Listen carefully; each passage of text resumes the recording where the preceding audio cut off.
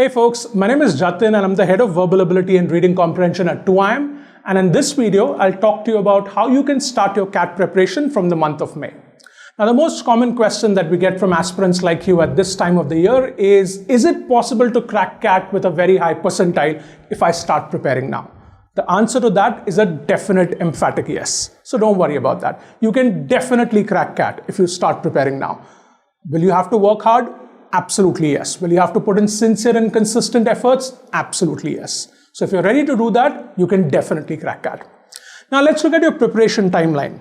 You have about 6 months from May to October plus November. We'll keep November separate because I'll talk about it separately. But you have 6 full months till October for your CAT preparation. I'm going to divide this timeline into 3 chunks. You've got May and June, July, August, and then September, October. Let's start with May and June. Now, the most critical aspect of CAT preparation is mastering basics. Conceptual clarity, mastering the first principles. Don't ignore that. It's not possible to crack CAT, and this applies to all the 3 sections, without building a strong foundation.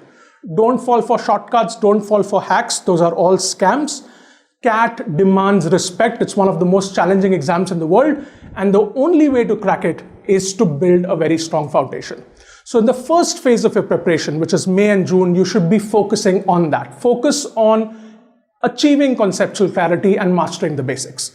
So 70% of your time should be devoted to learning new concepts, learning them well, and mastering the basics. So that's 70% of your time. 20% of your time should go into revision. Now, revision is something that you should do alongside your preparation. Don't leave revision till the end. For CAT preparation, it's very important to revise alongside. So bake in revision along with the phase of achieving conceptual clarity and learning basics. So 20% of your time should go into revision, and 10% of your time you should devote to mocks. Now, you may find this surprising. You may think that, oh, I haven't started my preparation. Why should I devote time to mocks? That's not how CAT works. Mocks are a very critical aspect of your preparation. Your first aspect, which is the most critical, is building a strong foundation, mastering the basics. And the second critical aspect is attempting as many mocks as possible. So don't wait for your preparation to get over to start giving mocks. That's a horrible strategy. Start giving mocks right away. You can actually start your preparation by giving a mock. It'll tell you where you are. You can use that as a diagnostic test. And then what I would suggest is attempt 1 more mock in May and maybe a couple of mocks in June. So 10% of your time can go to mocks, and make sure to analyze your mocks. All right, now let's move on to the second phase of your preparation, which is July and August. Obviously, the percentages will change here. You should continue your journey of learning new concepts and achieving conceptual clarity and mastering the basics. Spend about 40% of your time doing that. 30% of your time should be devoted to revision, because by now you've learned quite a few concepts in the first and the second phase, so keep revising them. Don't ignore revision, that is very important. And as I said, bake that in along with conceptual clarity and concepts learning. So 30% of your time should go into revision, and the remaining 30% you devote to mocks. As you can see, the percentage of time to mocks has increased because mocks are also very critical. So 40% in conceptual learning, 30% in revision, and 30% in mocks. Moving on to your third phase of preparation, which is September and October, your mocks become paramount. So 50% of your time devote to mocks. Definitely give 2 mocks every week at least in that phase. So 50% of your time goes there. 30% of your time will go into revision, and the remaining 20% will go into learning new concepts and mastering the basics. This journey will continue till October. And then finally, November, and of course, last week of November is your exam. In November, in the first 3 weeks, 70% of your time should go into mocks, and the remaining 30% for revision. The last week, of course, we always advise students to relax, to unwind in the last week. We don't do too much in the last week of the exam, but the first 3 weeks, definitely mocks and revision. All right, so that's your preparation timeline and the phases. I hope that helps. Now let's talk about each section separately. I'm going to be biased and start with VRC. For VRC, what's very important is, of course, mastering the basics. What you need to focus on in VRC is effective reading strategies. There is a certain way to approach RCs. And it's important to learn that because our education system, unfortunately, for most of us, we end up accumulating some bad reading habits that don't work for CAT. So you'll have to unlearn those habits and learn effective reading strategies. That's your basics for VRC.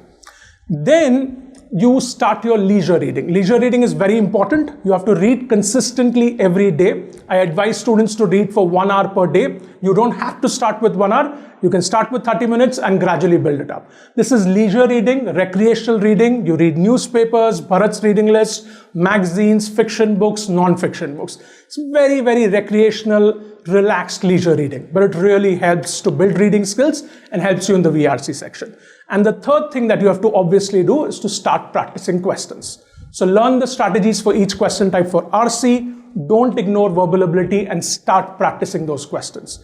You can start with 1 to 2 RCs a day and 3 to 4 verbal ability questions per day and gradually amp it up. So 3 things again. 1, basics, learn effective reading strategies. 2nd, start leisure reading every day on a consistent basis and start practicing both RC and verbal ability. Don't ignore verbal ability. All right, so let's come down to the second section, which is DLR. Obviously, the objective there is to build analytical skills. So your preparation should be aimed at that. Now, how can you go about doing that? You can start that by practicing DLR sets right away. So at least do 1 DLR set every day. Solve different kinds of sets, solve different kinds of puzzles so that you're familiar with different kinds of questions. DLR questions can be of any type. And if you see the last few years, every year they throw in different types of questions, new types of questions. So the main objective is to improve your analytical skills to a level that you're able to solve any question, any type of new question that's thrown at you in the exam. That should be your primary objective. And you can do that by solving puzzles and solving DLR sets. So do that. And the second objective to keep in mind is to familiarize yourself with different types of questions. There's charts, there's tables, there's graphs, there are different kinds of puzzles. Familiarize yourself with all these different types by solving them. So solve a diverse range of questions, build your analytical skills, familiarize yourself with the structure of these questions, which will really help you in the exam. So that's for DLR. All right, so coming down to Quant. Now, Quant has a very structured curriculum with clearly laid out topics. So you can get an overview of the curriculum, learn about the curriculum, and then start preparing accordingly. If you want to check out the CAT syllabus, check out the link in the description. We have the entire syllabus, which will give you a great overview, and also trends from the past papers, which will tell you what is more important and what do you need to prioritize when it comes to these 3 sections. So in Quant, for instance, and you will see that in the syllabus, arithmetic is one of the most important topics. So definitely have a look at the syllabus and prioritize your preparation accordingly. Learn the concepts in Quant, topic-wise, revise along with your conceptual learning, and practice a ton of questions. That should help you for Quant. Great, so I hope this gives you a good idea of section-wise strategies. Now, finally, I'll talk to you about some excellent resources that we at 2IIM have for you. You can check out all the links in the description. You can check out the syllabus. You can check out a schedule. It's a detailed schedule that you can use for your preparation. We have an excellent question bank with tons of CAT level questions. You can check that out and use that for your daily practice. And we have a daily quiz where we post questions on a daily basis. You can check that out as well. And obviously Bharat's reading list that you can use for leisure reading. You will also find a link in the description to a great book by Norman Lewis, which is How to Read Better and Faster. I was talking about effective reading strategies in VRC. If you want to master them, you can read this book. That's one way of doing it. Second is you can check out my effective reading session that I did recently. You'll find that link as well. And of course, you can join our course and I'll be more than happy to take you through those effective reading strategies in the VRC Basics module of our course. All right, so that's it for me. I hope this helps. Start your preparation right away. Once you overcome this initial inertia of preparation and set the ball rolling and start gaining momentum, your preparation will definitely get manageable with every passing day. So start right away. All the best.